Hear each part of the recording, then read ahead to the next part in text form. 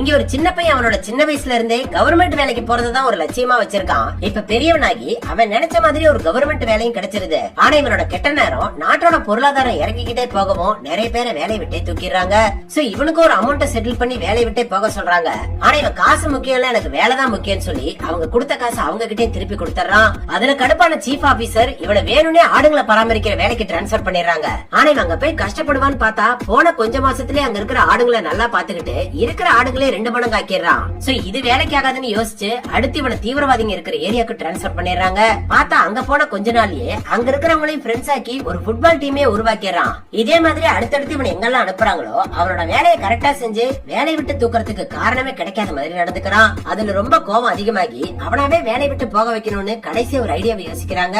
பார்த்தா நார்வேல ரொம்ப மோசமா பனி பெஞ்சிட்டு இருக்கிற ஆராய்ச்சி கூடத்துக்கு அனுப்பி வச்சிடறாங்க. அங்க போனா அங்க இருக்கிறவங்க கரடியோட அட்டகாசம் அதிகமா இருக்கிறதா சொல்றாங்க. அதுல பயந்து போய் வேலையை விட்டே போயிடலாமான்னு யோசிக்கிறான். ஆனா இவன் கூட சேர்ந்து வேலை பார்க்க போறதா சொல்லி ஒரு புது பொண்ணை இவனுக்கு அறிமுகப்படுத்துறாங்க. அவளை பார்த்ததும் இனிமேல் என்ன ஆனாலும் வேலையை விட்டே போக கூடாதுன்னு முடிவெடுத்துறான்.